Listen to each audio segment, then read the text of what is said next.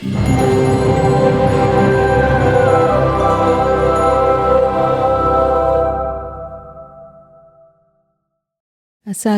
35 വർഷങ്ങളായി താങ്കൾ ഈ ക്രിസ്തീയ ഭക്തിഗാനം മേഖലയിൽ എത്തപ്പെട്ടിട്ട് ഇത് തിരഞ്ഞെടുക്കാനുണ്ടായ ഒരു സാഹചര്യത്തെക്കുറിച്ച് പറയാമോ?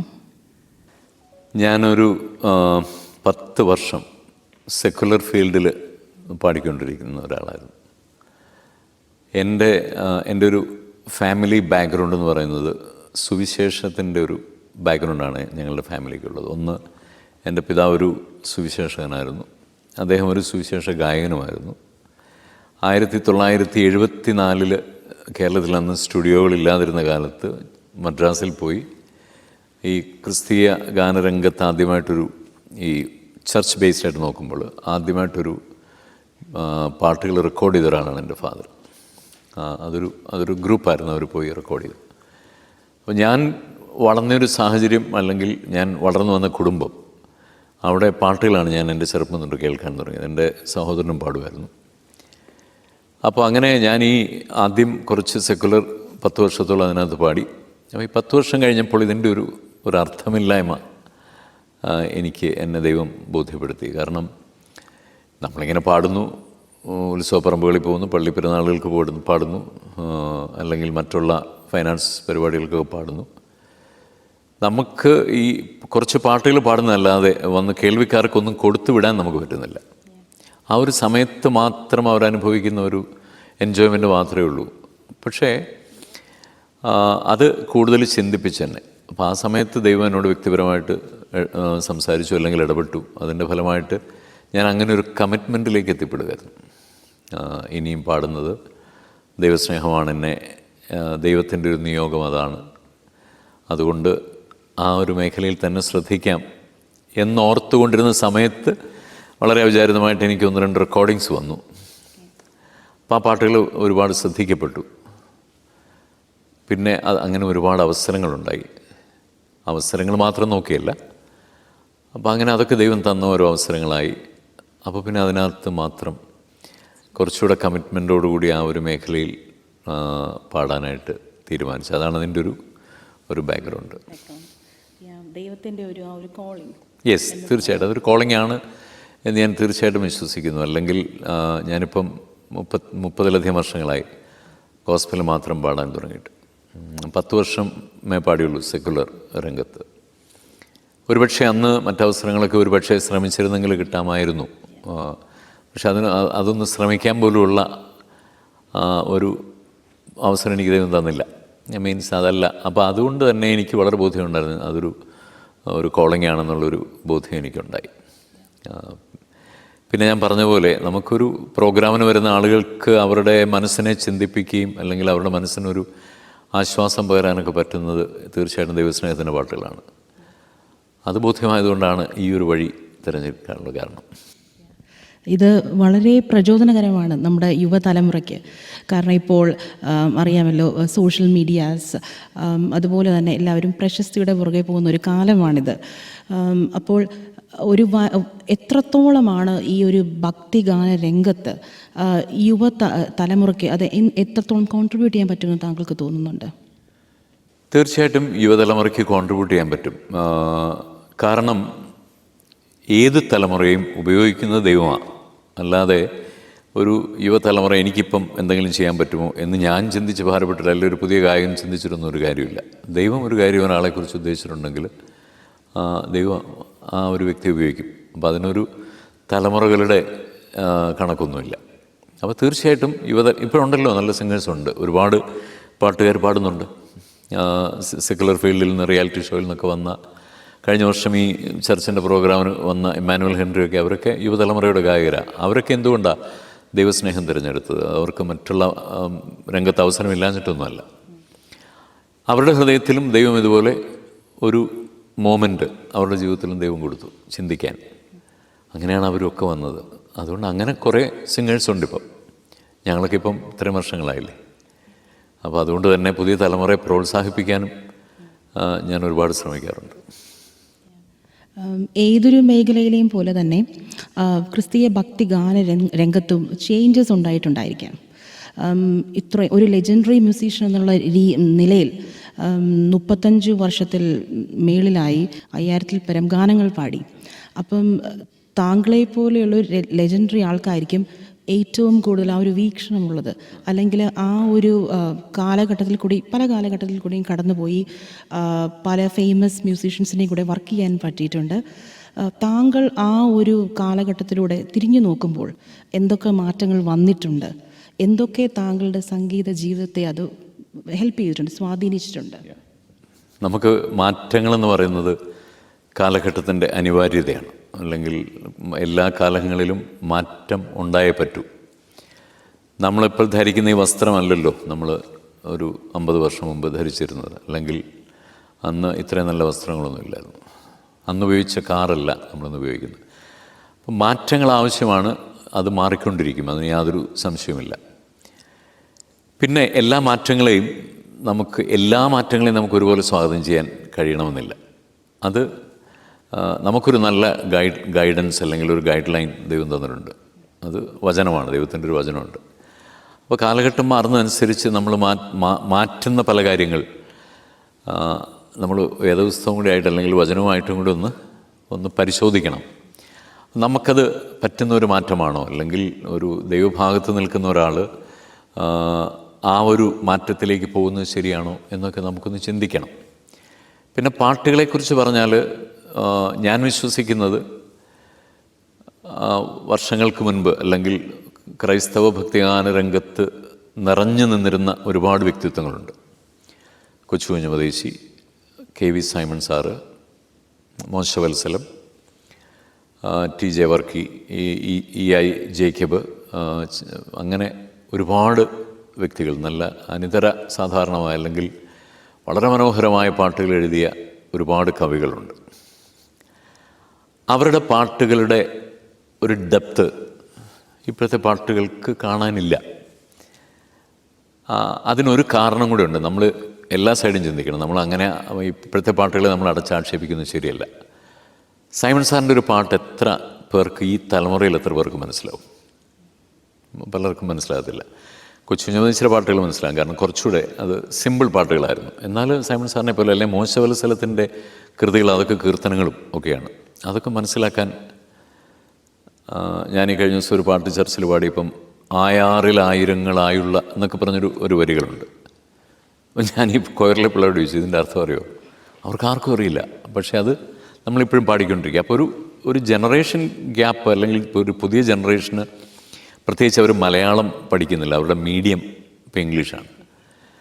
അപ്പോൾ അവർക്ക് കുറച്ചുകൂടെ ഉൾക്കൊള്ളാൻ പറ്റുന്നത് കുറച്ചുകൂടെ സിമ്പിളായിട്ടുള്ള മലയാളമായിരിക്കാം. അപ്പം അതുകൊണ്ടാണ് പഴയ പാട്ടുകൾ യുവതലമുറയ്ക്ക് അത്രയ്ക്ക് ഇഷ്ടപ്പെടാതിരിക്കുന്നതും. പുതിയ പാട്ടുകൾ വലിയ നല്ല പാട്ടുകളുണ്ട് കേട്ടോ, ഓഫ് കോഴ്സ്, തീർച്ചയായിട്ടും നല്ല ഒരുപാട് പാട്ടുകളുണ്ട്. എന്നാൽ ചില പാട്ടുകളൊക്കെ ഒന്നുമില്ല അതിനകത്ത്, ചില പാട്ടുകൾക്കൊക്കെ. അതും നമ്മൾ പാടിയിട്ടുണ്ട്, അങ്ങനെയുള്ള പാട്ടുകൾ. എന്നിരുന്നാൽ പോലും ആ പാട്ടുകളെ നമ്മൾ ഉപേക്ഷിക്കുന്നത് ശരിയല്ല, അല്ലെങ്കിൽ അതിനെ വിമർശിക്കുന്നത് ശരിയല്ല. ഒരു വ്യക്തി ദൈവസ്നേഹത്തെക്കുറിച്ച് എഴുതുമ്പോൾ ആ ഒരു കപ്പാസിറ്റിയിൽ, അല്ലെങ്കിൽ അദ്ദേഹം എഴുതി, ഓക്കെ, അത്രയും ആ ഒരു ചിന്താശക്തി ഒരുപക്ഷെ ദൈവം അദ്ദേഹത്തിന് കൊടുത്തുള്ളായിരിക്കും എന്ന് വിശ്വസിക്കുന്നു ഞാൻ. അപ്പോൾ ഇപ്പോൾ സൈമൺ സാറിനെ പോലെ പണ്ഡിതനായിരുന്നൊരു വ്യക്തി, അല്ലെങ്കിൽ മോശവത്സലത്തിനെ പോലെ പണ്ഡിതനായൊരു വ്യക്തി എഴുതിയതുപോലെ ഇന്നത്തെ തലമുറയിലെ ഒരാൾക്ക് എഴുതാൻ കഴിയണമെന്നില്ല. അങ്ങനെയല്ലേ എല്ലാം. ഇപ്പോൾ നമ്മൾ പുസ്തകങ്ങളാണെങ്കിലും അങ്ങനെയല്ലേ, വലിയ കൃതികളൊക്കെ ഇല്ലേ. ഇപ്പം MT വാസുദേവൻ നായർ സാർ, അല്ലെങ്കിൽ ONV സാർ, ഇവരൊക്കെ എഴുതിയ ആ ഒരു നിലവാരത്തിൽ ഇപ്പോഴത്തെ ചെറുപ്പക്കാർക്ക് എഴുതാൻ പറ്റുന്നുണ്ടോ? കാരണം അവർക്ക് മലയാളവുമായിട്ട് അത്രയ്ക്കുള്ള ബന്ധമേ ഉള്ളൂ. അപ്പോൾ അതിനകത്ത് നമ്മൾ വിഷമിച്ചിട്ട് കാര്യമില്ല. കാലഘട്ടത്തിൻ്റെ ഒരു മാറ്റങ്ങൾ ഇതിൻ്റെയൊക്കെ ഒരു അനിവാര്യതയാണ്. അത് ശരിയാണ്. അപ്പോൾ എനിക്കിനി ചോദിക്കാനുള്ളത്, താങ്കളോട് ഈ സംസാരിച്ചപ്പോൾ തന്നെ എനിക്ക് മനസ്സിലായി, you really have a great God's calling. താങ്കളുടെ ദൈവത്തോടുള്ള ഒരു വിശ്വാസം, അത് ആ ഒരു പാടാനുള്ള ഒരു ആഗ്രഹം, ആ ഒരു തീഷ്ണത, അത് വ്യക്തമാണ്. സോ എത്രത്തോളമാണ് താങ്കളുടെ ആ ഒരു വിശ്വാസം താങ്കളുടെ ആ ആലാപനത്തെ സ്വാധീനിച്ചിട്ടുള്ളത്? അത് വളരെ വിശദമായിട്ട് പറയേണ്ട ഒരു കാര്യമാണ്. എൻ്റെ കോളിംഗ്, അല്ലെങ്കിൽ പാടാനുള്ള അല്ലെങ്കിൽ സെക്കുലർ രംഗത്ത് നിന്ന് എന്നെ ദൈവം ഈ രംഗത്തേക്ക് വിളിച്ചു മാറ്റിയപ്പോൾ അതൊരു ദൈവത്തിൻ്റെ കോളിംഗ് ആണെന്ന് വളരെ വ്യക്തമായി വിശ്വസിച്ചെങ്കിൽ മാത്രമേ എനിക്ക് ആ നിലയിൽ കണ്ടിന്യൂ ചെയ്യാനൊക്കെയുള്ളൂ. ഞാൻ ഉറച്ചു വിശ്വസിക്കുന്നു കർത്താവാണ്, യേശുവാണ് എന്നെ ആ രംഗത്തേക്ക് കൊണ്ടുവന്നത് എന്ന് ഞാൻ ഉറച്ചു വിശ്വസിക്കുന്നു. അല്ലെങ്കിൽ ഒരുപക്ഷെ ബിനോയ് ചാക്കോ എന്നൊരു പാട്ടുകാരൻ പോലും ഇപ്പോൾ കാണണമെന്നില്ല. കാര്യം സെക്കുലർ രംഗത്ത് വലിയ പ്രഗത്ഭനായിട്ടുള്ള ഒരുപാട് പാട്ടുകാരുണ്ട്. അവിടെ ഒന്നും ഒരുപക്ഷെ നമുക്ക് നിൽക്കാൻ പറ്റിയെന്ന് പോലും വരില്ല. അപ്പോൾ ഇത് അത്ര വലിയ പാട്ടുകാരനല്ലാത്ത അല്ലെങ്കിൽ സംഗീതം പഠിക്കാത്ത ഒരാളെ ദൈവം ഉപയോഗിക്കാതെ 5000 പാട്ടുകളല്ലേ, അതിൽ 5000-ത്തിലധികം പാട്ടുകൾ ദൈവം എന്നെ കൂടെ പാടിച്ചില്ലേ. അതെൻ്റെ ഒരു കഴിവൊന്നുമല്ല, ദൈവത്തിൻ്റെ ഒരു കഴിവാണ്. അപ്പോൾ അതിൻ്റെ പുറകിൽ ഞാൻ വിശ്വസിക്കുന്ന അല്ലെങ്കിൽ യേശുവിൻ്റെ ജനനം, മരണം, ഉയർത്തെഴുന്നേൽപ്പ് അത് ഞാൻ പരിപൂർണമായി വിശ്വസിക്കുകയും ആ സ്നേഹം മറ്റുള്ളവരിലേക്ക് പകരേണ്ടത് എൻ്റെ ജീവിതത്തിൻ്റെ ഒരു ഉത്തരവാദിത്വമാണെന്ന്, ഒരു നിയോഗമാണെന്ന് വളരെ കൃത്യമായി ബോധ്യമുള്ളതുകൊണ്ടാണ്. ഞാൻ ഒരുപാട് കുറവുകളുള്ള ആളാണ്, ഞാനൊരു പെർഫെക്റ്റ് ആളൊന്നുമല്ല. എന്നാൽ എൻ്റെ ബോധ്യം, എനിക്ക് ദൈവം തന്നിരിക്കുന്നൊരു ബോധ്യം അല്ലെങ്കിൽ ഒരു കാഴ്ചപ്പാടിൽ ഞാൻ 100% വിശ്വസിച്ചുകൊണ്ടാണ് ഞാൻ ഈ പാട്ടുകളൊക്കെ പാടുന്നത്. അത് എന്നെ സ്റ്റേജിൽ എന്നെ അത് ഹെൽപ്പ് ചെയ്യാറുണ്ട്. അതാണ് എൻ്റെ കോൺഫിഡൻസ്. യെസ് തീർച്ചയായിട്ടും. സാർ, ഇനി ചോദിക്കാനുള്ളത്, ഈ ഒരു സംഗീത യാത്രയിൽ ഇത്രയും വർഷങ്ങൾ പിന്നിടുമ്പോൾ അവിസ്മരണീയമായ മുഹൂർത്തങ്ങൾ? ഒരുപാട് മുഹൂർത്തങ്ങളുണ്ട്. നമ്മൾ പ്രോഗ്രാമിന് ചെല്ലുമ്പോൾ പല ആളുകൾ അവരുടെ ലൈഫിലെ എക്സ്പീരിയൻസ് പറയാറുണ്ട്. അല്ലെങ്കിൽ ബിനോയുടെ ഈ ഒരു പാട്ടാണ് എന്നെ, ഒരിക്കലൊരു വൈദികൻ എന്നോട് പറഞ്ഞു, ബിനോയുടെ ഒരു സോങ് ആണ് എന്നെ വൈദിക വൃത്തിയിലേക്ക് നയിച്ചതെന്ന് പറഞ്ഞു. അപ്പോൾ അതൊരു നമ്മുടെ ജീവിതത്തിൽ നിന്ന് മാത്രം സംതൃപ്തി നൽകുന്നൊരു കാര്യമാണ്.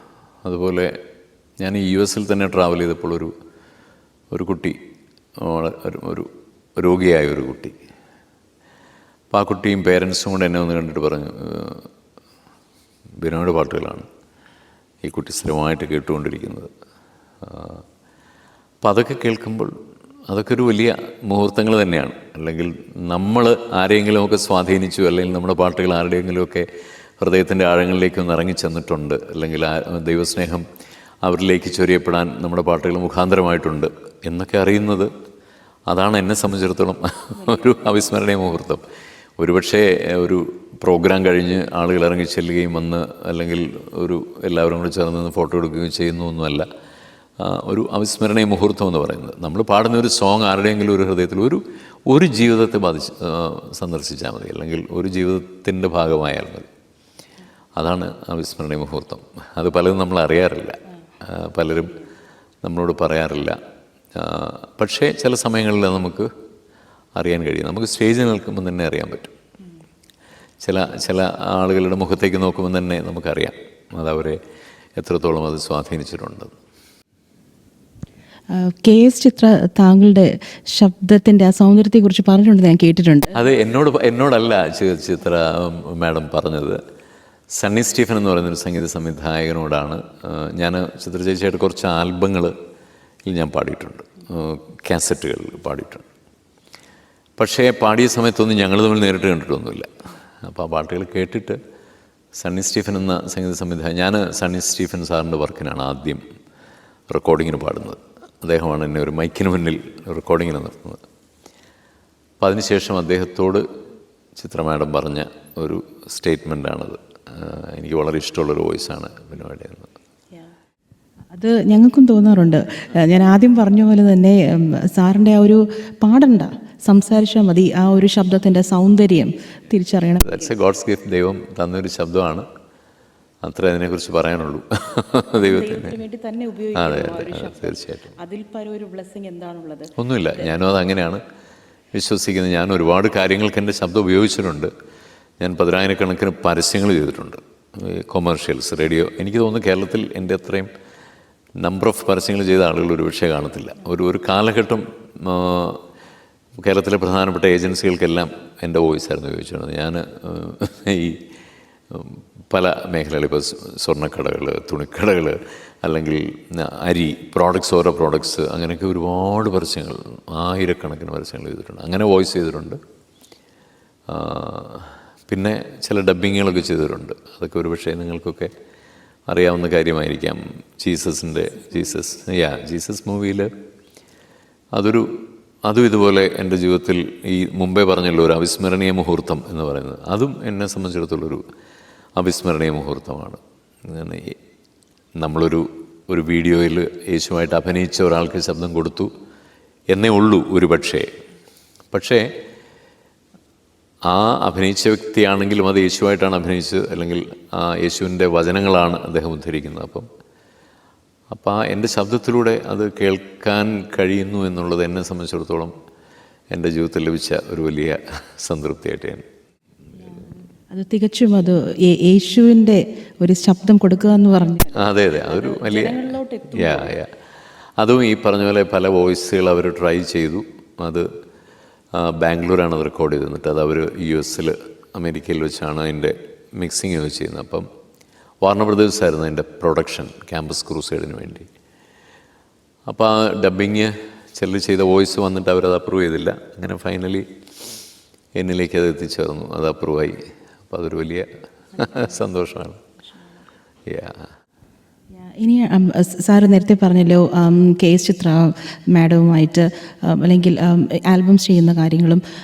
സോ ഈ 90s കാലഘട്ടത്തിലൊക്കെ ഈ വീഡിയോ ആൽബംസ് അതിൻ്റെയൊക്കെ പ്രസക്തി അതിൽ ഭാഗമാവാൻ കഴിഞ്ഞിട്ടുണ്ടോ? അതിനെക്കുറിച്ച് ഞങ്ങളുടെ പ്രേക്ഷകർക്കായിട്ട്. വീഡിയോ ആൽബം അതിൻ്റെ സത്യം പറഞ്ഞാൽ 1990-ൽ ഞാനാണ് ആദ്യമായിട്ടൊരു വീഡിയോ ആൽബം ചെയ്യുന്നത്. അത് അന്ന് സെക്കുലർ രംഗത്ത് പോലും ഒരു വീഡിയോ ആൽബം ഇല്ല, അങ്ങനൊരു കോൺസെപ്റ്റ് ഇല്ല. അന്ന് ഈ VHS വീഡിയോ കാസറ്റാണുള്ളത്. ഷൂട്ട് ചെയ്തത് അന്നത്തെ ഏറ്റവും നല്ല ഫോർമാറ്റായിരുന്നു യുമാറ്റിക് എന്ന് പറഞ്ഞൊരു ഫോർമാറ്റ്. അത് ക്യാമറമാർക്കൊക്കെ അറിയാം യുമാറ്റിക്. അന്ന് നിലവിലുണ്ടായിരുന്ന അന്ന് ദൂരദർശനിലൊക്കെ ഉപയോഗിച്ചിരുന്ന യുമാറ്റിക്കാണ്. അതിലാണ് ഷൂട്ട് ചെയ്തത്. അത് 90-ൽ ഞങ്ങളൊരു സ്റ്റുഡിയോ ഫ്ലോർ ഹയർ ചെയ്ത് അവിടെ ഒരു 10 പാട്ട് ഷൂട്ട് ചെയ്തു. അതിൻ്റെ ഓഡിയോ ഒക്കെ ആദ്യം റെക്കോർഡ് ചെയ്ത് ഈ പറഞ്ഞ പോലെ അഭിനയിക്കുകയാണ്, ലിപ് മൂവ്മെൻറ്റ് അഭിനയിക്കുകയാണ്. പക്ഷേ that was the first video album. അന്ന് മലയാളം എന്നല്ല, ഇന്ത്യയിൽ തന്നെ ആദ്യത്തെ ഒരു വീഡിയോ ആൽബം അതാണ്. അതിനുശേഷം ഞങ്ങളൊരു 8 ആൽബങ്ങൾ ചെയ്യാനായിട്ട് ഇടയായിട്ടുണ്ട്. അത് ചെയ്തതൊക്കെ കേരളത്തിലെ പ്രഗത്ഭരായ ഈ ഫിലിം ക്യാമറമാന്മാരാണ് ചെയ്തത്. അളകപ്പൻ ചേട്ടൻ എന്നൊക്കെ പറഞ്ഞ ആളുകൾ. അദ്ദേഹമാണ് പല എൻ്റെ വീഡിയോസും ചെയ്തിരിക്കുന്നത്. വളരെ പ്രൊഫഷണലായിട്ട് ആ കാലഘട്ടത്തിൽ ചെയ്തതാണ്. ഇന്ന് കുറച്ചുകൂടെ ടെക്നോളജി വർദ്ധിച്ചപ്പോൾ അത് കുറച്ചുകൂടെ ഈസിയായി. അന്ന് ഒരു വലിയ പണച്ചിലവുള്ള കാര്യങ്ങൾ, ലൈറ്റ് ബോയ് ഒരുപാട് യൂണിറ്റ് വേണം, ലൈറ്റിൻ്റെ യൂണിറ്റ് വേണം. അതിനകത്തൊരു 10 പേര് കാണും. പിന്നെ ക്രെയിൻ ഒരു 8 പേരുണ്ട്. പിന്നെ ക്യാമറ പ്ലേബാക്ക് ചെയ്യുന്ന മെഷീനുണ്ട്, അതിന് 2 പേരുണ്ട്. പിന്നെ ക്യാമറ വരുമ്പോൾ ക്യാമറയുടെ first assistant, second assistant, main cameraman. പിന്നെ അന്ന് ക്യാമറ റെൻ്റ് ചെയ്യണം. അപ്പം റെൻ്റ് ചെയ്ത് നിർത്തുന്ന ഒരാൾ. അപ്പോൾ ഒരു യൂണിറ്റ് എന്ന് പറഞ്ഞാൽ ഓൾമോസ്റ്റ് ഒരു സിനിമ പ്രൊഡക്ഷൻ്റെ യൂണിറ്റാണ്. ഒരു 50 പേരൊക്കെ ഉണ്ട്. അപ്പോൾ അവരുടെ ശമ്പളം ഉണ്ടാവണം, അവരുടെ ഭക്ഷണം ഉണ്ടാവണം, അക്കോമഡേഷൻ ഉണ്ടാവണം. ഇതൊക്കെ അന്ന് നമ്മളെ കൊണ്ടൊന്നും ചിന്തിക്കാൻ പറ്റുന്നൊരു കാര്യമല്ല. പക്ഷേ സംഹൗ ദൈവം അതിനകത്തൊക്കെ അത്ഭുതങ്ങൾ പ്രവർത്തിച്ചു. അങ്ങനെ വീഡിയോ ആൽബംസ് ഉണ്ടായി. അത് വളരെ പോപ്പുലറായി. അത് സത്യത്തിൽ ഈ അമേരിക്കയിൽ ഈ ഇപ്പോഴത്തെ യുവതലമുറയ്ക്ക് എന്നെ പരിചയം ആ വീഡിയോകളിലൂടെയാണ്. അവരൊക്കെ കുഞ്ഞുങ്ങളായിരുന്ന സമയത്ത് ഈ അമ്മമാർ അവരെയൊക്കെ ഭക്ഷണം കഴിപ്പിക്കാനായിട്ട് TV ഇട്ട് കൊടുത്തിരുന്നത് എൻ്റെ പാട്ടുകളൊക്കെ ആയിരുന്നു. എന്നോട് ഒത്തിരി ചെറുപ്പക്കാർ പറഞ്ഞിട്ടുണ്ട്, സാറിൻ്റെ പാട്ടുകൾ കേട്ടാണ് ഞങ്ങൾ വല്ലതൊക്കെ കഴിപ്പിക്കുന്നത്. അപ്പോൾ ഇതിങ്ങനെ കണ്ടുകൊണ്ട് നോക്കിയിരിക്കുമ്പോൾ വായിലോട്ട് ഫുഡ് വെച്ച് തരും. അപ്പം അങ്ങനെ ആ കാലഘട്ടത്തിൽ 1990-ൽ അതിൻ്റെ ഒരു തുടക്കക്കാരനാകാനും എനിക്ക് സാധിച്ചു. അതിനുശേഷം പല ആൽബംസ് അങ്ങനെ വീഡിയോ ആൽബംസായിട്ട് വന്നു. ഇന്നിപ്പോൾ വീഡിയോ വളരെ കോമണാണ്. ഇന്നിപ്പോൾ നമുക്കൊരു മൊബൈലുണ്ടെങ്കിൽ അത്യാവശ്യം ഒരു പാട്ടൊക്കെ ഷൂട്ട് ചെയ്യാം. അന്നങ്ങനെ ആയിരുന്നില്ല. അതിനൊരുപാട് വേദനകൾ, ത്യാഗങ്ങളൊക്കെ നമ്മൾ അനുഭവിച്ചിട്ടുണ്ട്. ഈ പാട്ട് അഭിനയിക്കുകയും അതിനുശേഷം ഉച്ചയ്ക്ക് ചോറ് മേടിക്കാനും ഒക്കെ ഞങ്ങൾ പോകണം. ഞങ്ങൾ വണ്ടിയിൽ പോയി ചോറ് മേടിച്ച് എല്ലാവർക്കും കൊടുക്കുക, ഇതെല്ലാം നമ്മളാണ് ചെയ്തുകൊണ്ടിരുന്നത്. ഇന്ന് പക്ഷേ കാര്യങ്ങൾ അങ്ങനെയൊന്നുമല്ല. ഇന്ന് പൈസയുണ്ട്, ആളുകൾക്ക് പ്രൊഡ്യൂസ് ചെയ്യുന്നവർക്ക് പൈസയുണ്ട്. അന്നൊന്നും പൈസയില്ല. അത് ശരിയാണ്. നമ്മുടെ വിരൽത്തുമ്പിലാണ് നമുക്ക് നമ്മുടെ ലോകം. ഇന്നിപ്പം നമുക്ക് വളരെ ഈസിയല്ലേ കാര്യങ്ങൾ. ഷൂട്ടിംഗ് എന്നൊന്നും പറഞ്ഞൊരു എറണാകുളത്തോട്ട് പോയാൽ ഇഷ്ടംപോലെ സ്റ്റുഡിയോ ഫ്ലോറുകളുണ്ട്, നമുക്ക് അവിടെ ചെയ്യാം. ഞങ്ങൾ ചെയ്തത് കൂടുതലും ഔട്ട്ഡോറാണ്. കേരളത്തിൻ്റെ ഒരു പ്രധാനപ്പെട്ട പൊന്മുടി, ട്രിവാൻഡ്രം, കന്യാകുമാരി, കോവളം, മുട്ടം, ഇങ്ങനെയുള്ള വളരെ ആലപ്പുഴ പ്രകൃതി രമണീയമായ അനേക സ്ഥലങ്ങളിൽ വെച്ച് നമ്മൾ ഒരുപാട് പാട്ടുകൾ ഷൂട്ട് ചെയ്തിട്ടുണ്ട്. അതിപ്പോഴും പല പാട്ടുകളൊക്കെ യൂട്യൂബിലുണ്ട്. അതൊരു നല്ല എക്സ്പീരിയൻസ് ആണ് സാറ് ഷെയർ ചെയ്തത്. കാരണം ഇപ്പോഴത്തെ ജനറേഷൻ അത് കേൾക്കുമ്പോൾ തന്നെ ഇപ്പം സാറിന് തന്നെ ആ ഒരു കാലഘട്ടത്തിലോട്ട്, ആ ഒരു വീഡിയോസിലോട്ടൊക്കെ ഓർമ്മകൾ പോയി. പിന്നെ തീർച്ചയായിട്ടും അതൊക്കെ ഒരു അല്ല, ആ കാര്യം അതിനൊക്കെ ഒരുപാട് പെയിൻ അനുഭവിച്ചിട്ടുണ്ട് നമ്മൾ. അതൊന്ന് വെളിയിലിറങ്ങി, അതൊന്ന് എഡിറ്റ് ചെയ്ത് വെളിയിലിറങ്ങി, പിന്നെ അതൊന്ന് ആളുകളെ കാണിക്കാൻ. ഞാൻ ഈ ദൂരദർശനിലൊക്കെ എത്രയോ പ്രാവശ്യം പോയി കാവലിരുന്നുണ്ട്. ഇതൊന്ന് എടുക്കൂ, ഇതൊന്ന് പ്ലേ ചെയ്യൂ. അന്ന് അതിനുള്ള സാധ്യതയില്ല, ദൂരദർശനിൽ അവരെടുക്കില്ല. ഇപ്പോഴൊക്കെ ഒരു സാധനം ഉണ്ടെങ്കിൽ ചാനലുകാർ ഇഷ്ടം പോലെ ഏത് ചാനലും എടുക്കും. നമുക്ക് അന്നൊരു ചാനലിൽ പാട്ട് പാടാൻ പോലും നമുക്ക് അവസരങ്ങളില്ല. അന്ന് ദൂരദർശനിൽ എ ഗ്രേഡ് ഉണ്ടെങ്കിലേ, അല്ല ഓൾ ഇന്ത്യ റേഡിയോയിൽ എ ഗ്രേഡ് ഉണ്ടെങ്കിലേ ദൂരദർശനിൽ പാടാൻ പറ്റുള്ളൂ. അപ്പോൾ അങ്ങനെയൊക്കെയുള്ള ഒരുപാട് പ്രയാസങ്ങളുണ്ട്. ഇന്ന് അത് വലിയൊരു വിഷയമാണ്. ഇഷ്ടം പോലെ ചാനലുകൾ, റിയാലിറ്റി ഷോകൾ, പിള്ളേർക്ക് അവസരങ്ങളുണ്ട്. ഞങ്ങൾക്കൊന്നും ഒരവസരങ്ങളുണ്ടായിരുന്നില്ല. അതാണ്, മികച്ച കഴിവുള്ളവരാണ് അന്ന്, ഇന്നും കഴിവുള്ളവരാണ്. അതെ, ഇന്ന് പക്ഷേ ഒരുപാട് ടാലൻസ് ആയി. ഇപ്പം അന്ന് ഇത്രയും ആളുകളൊന്നുമില്ല. ഇന്ന് കൊച്ചു കുഞ്ഞുങ്ങൾ 5 വയസ്സുള്ള പിള്ളേർ, 4 വയസ്സുള്ള പിള്ളേരൊക്കെ റിയാലിറ്റി ഷോയിൽ പാടുകയില്ലേ. അപ്പോൾ സാർ ഈ ദൂരദർശനെ കുറിച്ച് പറഞ്ഞപ്പോഴാണ് ഞാൻ ഓർത്തത്, അന്ന് ഈ ചാനൽസുകളിൽ പാടാൻ അവസരങ്ങളൊന്നും കിട്ടാറില്ല എന്ന് പറഞ്ഞായിരുന്നല്ലോ. ഏതെങ്കിലും TV ചാനലുകളിൽ, ക്രിസ്തീയ പരിപാടികളിൽ താങ്കൾ പങ്കെടുത്തിട്ടുണ്ടോ, ക്രിസ്തീയ ഗാനങ്ങളായിട്ട്? ആ സമയത്ത് പിന്നെ വന്നത് ഏഷ്യാനെറ്റാണ്.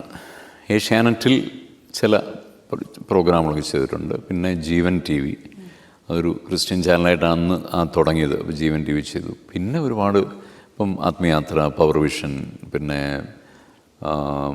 പോർട്ടലുള്ള ചാനലുണ്ട്, ശാലോം TV, ഇതിലൊക്കെ ഒരുപാട് പ്രോഗ്രാമുകൾ ചെയ്തിട്ടുണ്ട്. പിന്നെ ഒരു കാര്യം ചോദിക്കാനുള്ളതെന്ന് വെച്ച് കഴിഞ്ഞാൽ, നമ്മൾ ആദ്യമേ ഇത് സംസാരിച്ചതാണ്, എന്നാലും ഇപ്പം ചലച്ചിത്ര മേഖല എന്ന് പറഞ്ഞാൽ അത് വാസ്റ്റാണ്, ഒരുപാട് പ്രശസ്തിയാണ്, ഒരുപാട് അഡ്വാൻറ്റേജസ് ആണ്. താങ്കൾ എപ്പോഴെങ്കിലും ചിന്തിച്ചിട്ടുണ്ടോ, ഞാൻ ഈ ഒരു ക്രിസ്തീയ ഭക്തിഗാന രംഗത്തേക്ക് മാറിയില്ലായിരുന്നെങ്കിൽ ഇന്ന് ചലച്ചിത്ര ഗാന രംഗത്ത് എന്താവുമായിരുന്നു ഞാൻ? ഒന്നും ആകില്ലായിരുന്നു. കാരണം ദൈവത്തിന് എന്നെ കൊണ്ടുള്ള ഉദ്ദേശമേ നടക്കുള്ളൂ. ഞാനൊന്നും ആകില്ലായിരുന്നു. കാരണം ഞാൻ പഠിച്ചില്ല, ഞാനൊരു ലേൺഡ് സിംഗറല്ല.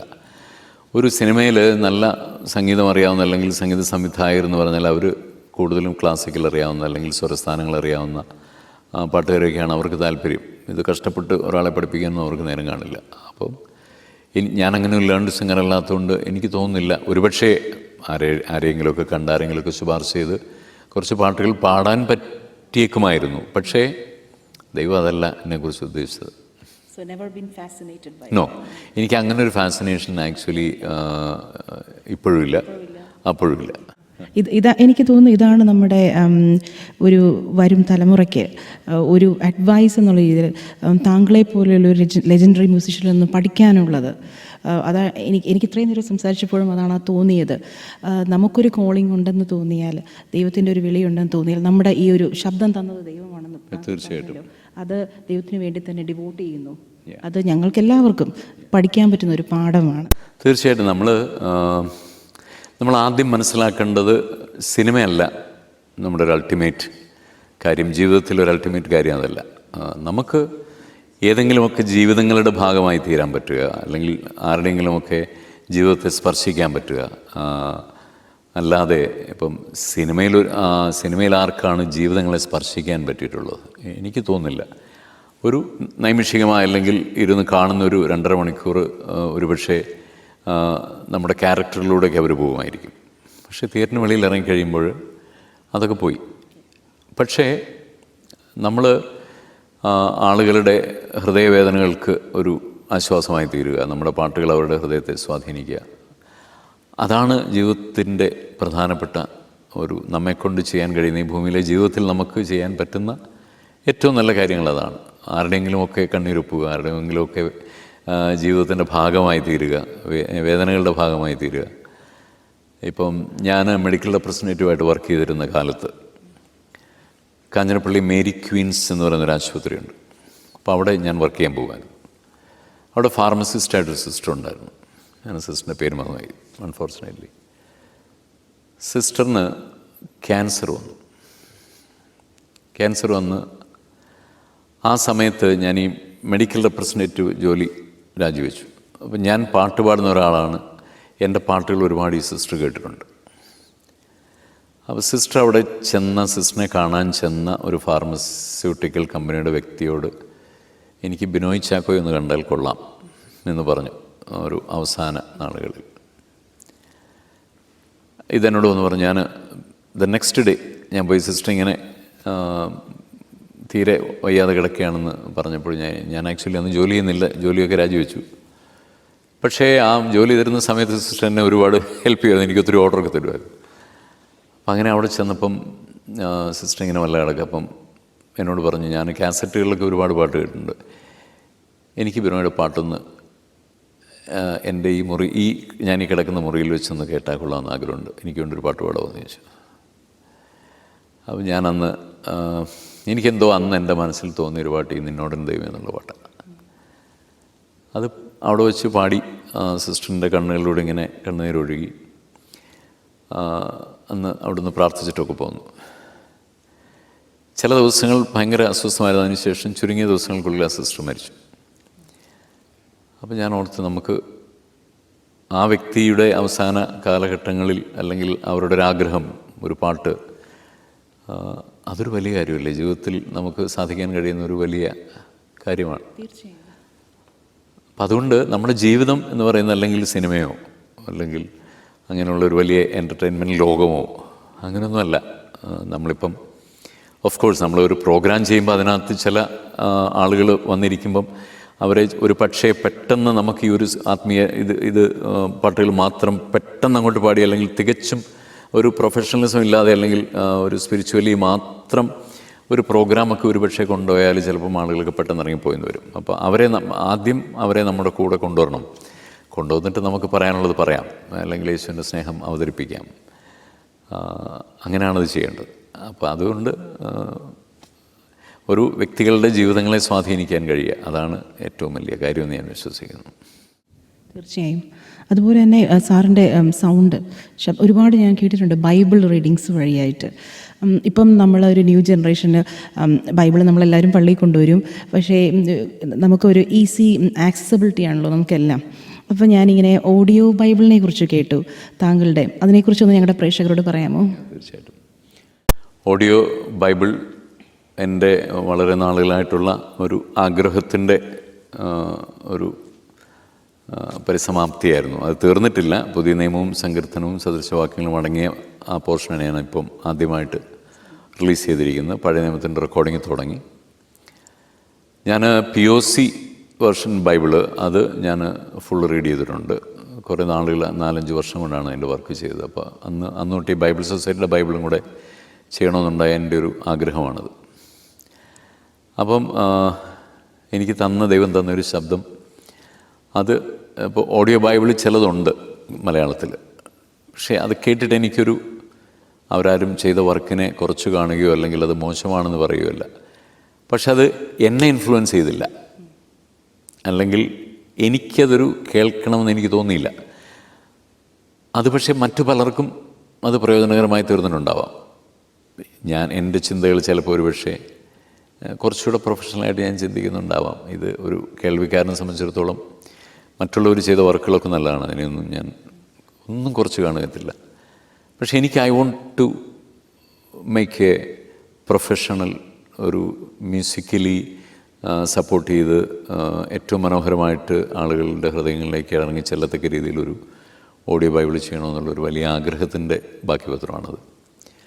അതിനെ ഒരുപാട് സമയം ചിലവാക്കി, ഒരു വർഷം അതിൻ്റെ ഒന്നല്ല അതിലധികം സമയം അതിനുവേണ്ടി ചിലവാക്കി. എൻ്റെ ഒരു സുഹൃത്തിൻ്റെ സ്റ്റുഡിയോയിലാണ് അത് റെക്കോർഡ് ചെയ്തത്. ആ സുഹൃത്ത് ഒരു സ്റ്റുഡിയോ ആരംഭിക്കാനായിട്ട് അമേരിക്കയിൽ ചില വർഷങ്ങൾ അദ്ദേഹം ഉണ്ടായിരുന്നു. അതിനുശേഷം നാട്ടിൽ വന്നൊരു ചെറിയ സ്റ്റുഡിയോ അദ്ദേഹത്തിൻ്റെ ഒരു ഗ്രാമത്തിലാണ് അദ്ദേഹം താമസിക്കുന്ന. വീട്ടിലൊരു സ്റ്റുഡിയോ തുടങ്ങാൻ പ്ലാൻ ചെയ്തപ്പോൾ ഏറ്റവും കൂടുതൽ നിരുത്സാഹപ്പെടുത്തിയത് ഞാനാണ്. ഞാൻ ചോദിച്ചു, എന്തിനാണ് ഇവിടെ ഈ ഗ്രാമപ്രദേശത്ത് സ്റ്റുഡിയോ, ഇവിടെ ആര് വന്ന് വർക്ക് ചെയ്യാനാണ്? ഇതിൻ്റെ ആവശ്യമില്ല, നീ മണ്ടത്തരാണ് കാണിക്കുന്നത്, ചെയ്യരുത്. അപ്പോൾ അവനിങ്ങനെ പറഞ്ഞു, ഷെല്ലി എന്നാണ് എൻ്റെ ഫ്രണ്ടിൻ്റെ പേര്. ഷെല്ലി പറഞ്ഞിട്ടാ, എനിക്ക് എന്തെങ്കിലുമൊക്കെ ഒന്നും ചെയ്യാൻ, ഇനി പുറത്തുനിന്ന് വർക്ക് വന്നില്ലെങ്കിലും വേണ്ടിയില്ല, എനിക്ക് വല്ലപ്പോഴേക്കൊന്നും പാടാമല്ലോ. അവനും സിംഗറാണ്. അപ്പോൾ അവന് കയ്യിലുണ്ടായിരുന്ന പൈസയൊക്കെ മുടക്കി ഈ സ്റ്റുഡിയോ ഞാനത് ചെയ്യരുത്, എന്നിട്ടും അവൻ ചെയ്തു. ദൈവത്തിൻ്റെ ഓരോ വഴികൾ ഞാൻ ആലോചിക്കായിരുന്നു. ആ സ്റ്റുഡിയോയിൽ ഈ ബൈബിളിൻ്റെ റെക്കോർഡിങ് മാത്രമേ നടന്നുള്ളൂ. വളരെ ചുരുക്കം 1-2 ചെറിയ വോയിസ് ഓവറുകളോ അല്ലെങ്കിൽ ഈ കാര്യങ്ങളൊക്കെ അവിടെ നടന്നിട്ടുള്ളൂ. കാര്യം വേറെ വർക്ക് എടുക്കാനുള്ള സമയം കിട്ടിയില്ല. ഞങ്ങൾ കുറേ നാളുകളായിട്ട് ബൈബിൾ റെക്കോർഡ് ചെയ്തുകൊണ്ടിരിക്കുകയാണ്. അപ്പം അത് ദൈവത്തിൻ്റെ ഒരു പദ്ധതിയായിരുന്നു. കാരണം എനിക്ക് ഈസിയായിട്ട് ചെല്ലാവുന്നൊരു, എൻ്റെ സമയത്തിന് ചെന്ന് റെക്കോർഡ് ചെയ്യാവുന്നൊരു സ്റ്റുഡിയോ, വീടിനടുത്തുള്ളൊരു സ്റ്റുഡിയോ. അപ്പോൾ അങ്ങനെയൊക്കെയുള്ള ഒരുപാട്, അപ്പോൾ അതിനുവേണ്ടി ഒരു ദൈവത്തിൻ്റെ ഒരു ക്രമീകരണമായിരുന്നു അത്. അതുപോലെ ഇത് റെക്കോർഡിങ്ങിന് ചെന്നപ്പോൾ ഈ ബൈബിള് മൈക്കിൻ്റെ മുൻപിൽ നമ്മളൊരു മൈക്കുമായിട്ടൊരു ഒരു കൃത്യമായിട്ടൊരു ഡിസ്റ്റൻസ് ഉണ്ടായിരിക്കണം. അതുപോലെ അതിൻ്റെ പുറകിൽ ബൈബിൾ സെറ്റ് ചെയ്യുന്നു, അത് വായിക്കണം. ഞാനൊരു സാധാരണ ബൈബിൾ എടുത്ത് വെച്ചപ്പോൾ എനിക്ക് വായിക്കാൻ പറ്റുന്നില്ല, അത്രയും ദൂരമുണ്ട് ബൈബിൾ, സ്മോൾ ബൈബിൾ. അപ്പോൾ ഞാൻ എന്ത് ചെയ്യുമെന്ന് ഇങ്ങനെ ആലോചിച്ചപ്പോൾ ഷെല്ലി എന്നോട് പറഞ്ഞു, നമുക്ക് ഫോട്ടോ സ്റ്റാറ്റ് എടുത്ത്, വലുതായിട്ട് ഫോട്ടോ സ്റ്റാറ്റ് എടുത്ത് നമുക്ക് സ്റ്റാൻഡിൽ വെച്ച് വായിക്കാം. അപ്പോൾ അന്ന് നടന്നില്ല അവർക്ക്. കഷ്ടപ്പെട്ടൊക്കെ ഒരു അധ്യായമൊക്കെ വായിച്ചിട്ട് പോയി. ഞാൻ വീട്ടിൽ ചെന്ന് കുറേ നാളുകളായിട്ട് തുറക്കാതിരുന്നൊരു ഷെൽഫ് എന്തോ ആവശ്യത്തിന് തപ്പിച്ചെന്നപ്പോൾ 12 വർഷങ്ങൾക്ക് മുമ്പ് ഒരു ബൈബിൾ എക്സിബിഷൻ ഞാൻ പോയപ്പോൾ ബൈബിൾ സൊസൈറ്റി ഒരു സെൻറ്റിനറി എഡീഷൻ ബൈബിൾ പബ്ലിഷ് ചെയ്തിരുന്നു. That was A huge Bible. അതിന് ഒരു നൂർത്ത് വെച്ചാൽ എത്രയുണ്ടത്. ദാറ്റ് വാസ് ഹ്യൂജ്, വലിയ ലെറ്റേഴ്സാണ്. അത് 12 വർഷം മുമ്പ് ഒരു കൗതുകത്തിന് വാങ്ങി ഈ ഷെൽഫിൽ കൊണ്ട് വെച്ചിട്ട് ഞാനത് മറന്നു. 12 വർഷം അത് ഉപയോഗിച്ചിട്ടില്ല, കണ്ടിട്ടില്ല, ഒന്നുമില്ല. അപ്പോൾ ആ ഷെൽഫ് തുറന്നപ്പോൾ ഈ ബൈബിൾ ഇതിനകത്തിരിക്കുന്നു. അപ്പോൾ എനിക്ക് മനസ്സിലായത് തീർച്ചയായിട്ടും ഇത് ദൈവം അന്ന് എന്നെക്കൊണ്ട് വാങ്ങിച്ചത് ഇതിനു വേണ്ടിയാണെന്ന് എനിക്ക് ബോധ്യം വന്നു. അല്ലെങ്കിൽ അങ്ങനെ ഒരു 12 വർഷമായിട്ട് കാണാത്ത ഒരു ബൈബിള് അവിടെ എടുക്കേണ്ടത്. അപ്പോൾ അത് അങ്ങനെ ഒരുപാട് ഇത് ദൈവഹിതമാണെന്ന് എനിക്ക് മനസ്സിലായ പല കാര്യങ്ങൾ അതിനകത്തുണ്ട്. പിന്നെ അവിടെ വോയിസ് എടുത്തു, വേറൊരു സ്റ്റുഡിയോയിലെ വോയിസ് ഒരു ക്ലീനിങ് കാര്യങ്ങൾ, പിന്നെ മ്യൂസിക് മിക്സിങ്. എൻ്റെ ഫ്രണ്ട്സ് നല്ല മ്യൂസിക് ഡയറക്ടേഴ്സ് കുറേ പേരുണ്ടായിരുന്നു. അവർ ഓരോ ബുക്കിനും ഓരോ തീം അനുസരിച്ച് അതിന് മ്യൂസിക് ചെയ്തു. യൂട്യൂബിന് വേണ്ടി ഞങ്ങൾ പല സ്ഥലങ്ങളിൽ യാത്ര ചെയ്ത് വിഷ്വൽ എടുത്തു. അതെല്ലാം കൂടെ മിക്സ് ചെയ്ത് ഇപ്പോൾ ഒരു നല്ല പ്രോഡക്റ്റായിട്ട് കേരളത്തിൽ വെച്ച് നവംബർ 4-ാം തീയതി കേരളത്തിൻ്റെ പ്രതിപക്ഷ നേതാവ് വി ഡി സതീശൻ, അതുപോലെ CSI മധ്യകേരള ബിഷപ്പ് സാബു മലയിൽ കോശി, പിന്നെ ഗീവർഗീസ് മാർ കൂർലോസ്, പിന്നെ Varghese Kurian, John P Thomas, അങ്ങനെയുള്ള വർഗീസ് മത്തായി, രാജു പൂക്കൽ, അങ്ങനെയുള്ള അനേക ദേവദാസന്മാരുടെ മധ്യത്തിൽ അത് വളരെ മനോഹരമായിട്ടൊരു റിലീസ് ഫംഗ്ഷനൊക്കെ നടത്തി ചെയ്യാൻ കഴിഞ്ഞു. അതിനുശേഷം അതിനെക്കുറിച്ചൊക്കെ മനോരമയിലൊക്കെ ഒരു ഇൻ്റർവ്യൂ ഒക്കെ ചെയ്യുണ്ടായി. അപ്പോൾ അങ്ങനെ അതിൻ്റെ ഒരു മൊബൈൽ ആപ്ലിക്കേഷൻ്റെ വർക്കുകൾ ആളുകൾക്ക് വളരെ ഈസിയായിട്ട് മൊബൈൽ ആപ്ലിക്കേഷൻ ഉണ്ടെങ്കിൽ ഡൗൺലോഡ് ചെയ്ത് ഫ്രീ ആയിട്ട് ഡൗൺലോഡ് ചെയ്യാം. ഇതിനകത്ത് എനിക്കൊരു കൊമേഴ്ഷ്യൽ താല്പര്യങ്ങളൊന്നുമില്ല. കാരണം എൻ്റെ സുഹൃത്തുക്കൾ സഹായിച്ചാണ് ഈ ബൈബിൾ ഞാൻ റെക്കോർഡ് ചെയ്തത്. ഒരുപാട് പണച്ചെലവുള്ള കാര്യമാണ്. സ്റ്റുഡിയോ റെൻ്റുണ്ട്, പിന്നെ ഇതിൻ്റെ വേറെ സ്റ്റുഡിയോയിലുള്ള വർക്കുണ്ട്, മ്യൂസിക് ചെയ്യണം, വീഡിയോ ചെയ്യണം, ഇത് എഡിറ്റ് ചെയ്യണം, ഇത് മണിക്കൂറുകൾ വേണം എഡിറ്റ് ചെയ്ത് തീരാൻ. അപ്പം ഇതിനെല്ലാം പെൻഡ്രൈവ് കോപ്പി ചെയ്യണം, എനിക്ക് ഒരുപാട് പണം വേണം. ഇതെല്ലാം എൻ്റെ സുഹൃത്തുക്കൾ തന്നതാണ്, എന്നെ സ്നേഹിക്കുന്ന കുറേ ആളുകൾ തന്നാണത് ചെയ്തത്. അതുകൊണ്ട് ഇതൊന്ന് വിറ്റ് ഇതിനകത്ത് എന്തെങ്കിലും കിട്ടണമെന്നുള്ള താല്പര്യമൊന്നുമില്ല. ഞങ്ങളിത് ഒരു പെൻഡ്രൈവ് മാത്രമേ ഇത് വിൽക്കാനുള്ളൂ. ബാക്കി യൂട്യൂബ് ഫ്രീ ആണ്, മൊബൈൽ ആപ്ലിക്കേഷൻ ഫ്രീ ആണ്, ഇതെല്ലാം ഫ്രീയാണ്. പെൻഡ്രൈവ് എന്തുകൊണ്ടാണ് വിൽക്കുന്നതെന്ന് ചോദിച്ചാൽ, ഒരു പെൻഡ്രൈവ് നമ്മൾ ഒരു 600 രൂപയ്ക്കോ 700 രൂപയ്ക്കോ വിറ്റാൽ അതിനകത്ത് നിന്നൊരു മാർജിൻ കിട്ടും. ആ മാർജിൻ കൊണ്ട് വേറൊരു പെൻഡ്രൈവ് കോപ്പി ചെയ്ത് അല്ലെങ്കിൽ അത് ഉണ്ടാക്കിയിട്ട് ബൈബിള് എത്താൻ നമ്മൾ ആഗ്രഹിക്കുന്ന ചില വ്യക്തികളുണ്ടല്ലോ, അവർക്ക് ഫ്രീ ആയിട്ട് കൊടുക്കാൻ പറ്റും. പിന്നെ ഓൾഡ് ടെസ്റ്റ്മെൻ്റ് റെക്കോർഡിങ്ങിനെ ഒന്ന് സപ്പോർട്ട് ചെയ്യാൻ പറ്റും. അതാണ് ഞാൻ ഈ പെൻഡ്രൈവ് വിൽക്കാൻ കാരണം. ബൈബിളിന് ഓഡിയോ ബൈബിളിന് ഒരുപാട് സാധ്യതകളുണ്ട്. വായിക്കാൻ ബുദ്ധിമുട്ടുള്ളവരുണ്ട്, കാഴ്ച മങ്ങിയവരുണ്ട്, വിദ്യാഭ്യാസം കുറവുള്ളവരുണ്ട്, വായിക്കാൻ ബുദ്ധിമുട്ടുള്ളവരുണ്ട്, കിടപ്പ് രോഗികളുണ്ട്, അവർക്ക് എഴുന്നേറ്റിരുന്ന് വായിക്കാൻ കഴിയില്ല, ബൈബിൾ വായിക്കാൻ സമയമില്ലാത്ത ആളുകളുണ്ട്. അവർ ട്രാവൽ ചെയ്യുമ്പോഴായിരിക്കും. അപ്പോൾ ട്രാവൽ ചെയ്യുമ്പോൾ ഒരു പെൻഡ്രൈവ് ഉണ്ടെങ്കിലോ കാറിൽ കുത്തിയിട്ട് കഴിഞ്ഞാൽ ഇത് നമുക്ക് ഇപ്പം 4 മണിക്കൂർ ട്രാവൽ ചെയ്യുന്ന ഒരാൾക്ക് ഇത് വളരെ മനോഹരമായിട്ട് കേൾക്കാം. വെറുതെ വായിച്ചിരിക്കുകയല്ല, അത് വളരെ ഒരു കൊടുക്കേണ്ട എക്സ്പ്രഷൻസ് കൊടുത്ത്, ഇപ്പം സദൃശവാക്യങ്ങൾ ഒരു ഉപദേശ രൂപേണ, സുവിശേഷങ്ങൾ വായിച്ചിരിക്കുന്നത് ഒരു സ്റ്റോറി ടെല്ലിംഗ് സ്റ്റൈലാണ്. ലേഖനങ്ങൾ അല്പം കൂടി സീരിയസ് ആയിട്ട് വായിച്ചു, സങ്കീർത്തനങ്ങൾക്ക് വേറൊരു മോഡുലേഷൻ, അങ്ങനെ വായിച്ചിരിക്കുന്നുണ്ട്. ഇത് ആളുകൾക്ക് ഇത് മടുക്കത്തില്ല.